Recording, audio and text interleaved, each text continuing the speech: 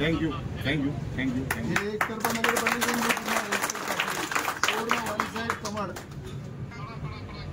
हे सोमनशी भाऊ बोलतात, अध्यक्ष आहे आपले सोमनशी बोलतात. बरोबर. धन्यवाद. हो एक चक्कर 15 मिनिटासाठी जर चिखलदरा चक्कर झाला तर हो हे सगळं तुमच्या आशीर्वादामुळे झालं. सगळं तुमचा आशीर्वाद.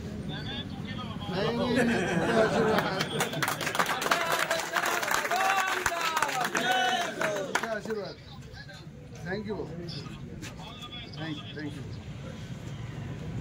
अमरावती जिल्ह्यामधील सुप्रसिद्ध आणि हिल स्टेशन जे अमरावतीचं विदर्भाचं नंदनवंदन जे आहे चिखलदरा, या ठिकाणची नगरपालिका, या नगरपालिकेच्या निवडणुकीमध्ये राज्याचे मुख्यमंत्री आदरणीय देवेंद्र फडणवीस साहेब यांचं ज्या चिखलदरामध्ये लहानपण गेलं, ज्यांचं मुख्यमंत्र्यांचं अटॅचमेंट या चिखलदराच्या हिल स्टेशनशी नेहमी राहिलं, त्या ठिकाणी त्यांचे बंधू आलाजी कलोती हे या ठिकाणी उभे होते.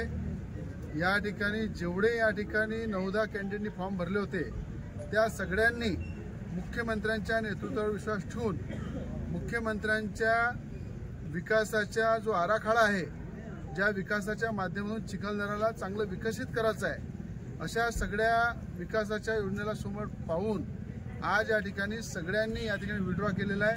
त्यामध्ये आपला शेख इर्शाद जो काँग्रेसचा उमेदवार होता, त्यांनी सुद्धा या ठिकाणी चिखलदराच्या डेव्हलपमेंटसाठी शेख इर्शाद काँग्रेसचा उमेदवार यांनी सुद्धा माघार घेतलेली आहे.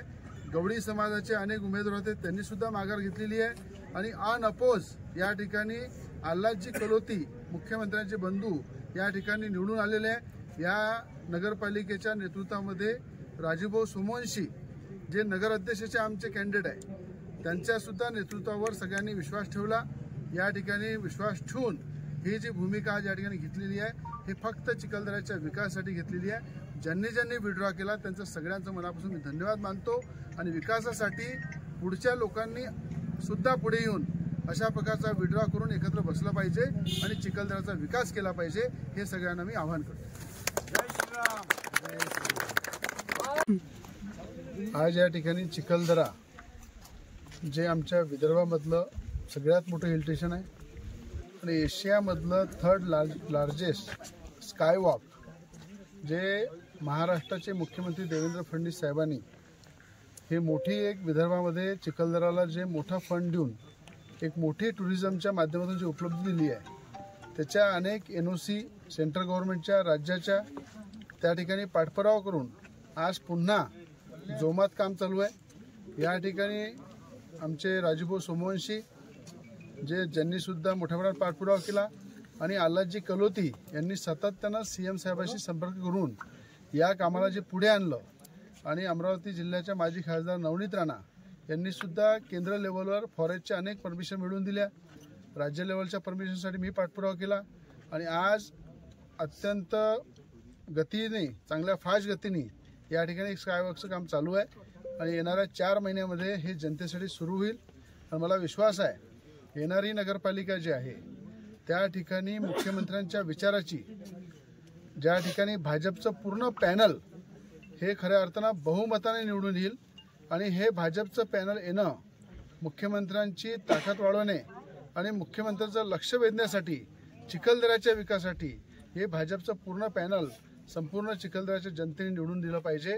कारण की चिखलदरा हे आपल्या विदर्भातलं नंदनवंत आहेच, पण या पर्यटन स्थळामुळं या ठिकाणी अनेक लोकांना रोजगार मिळेल.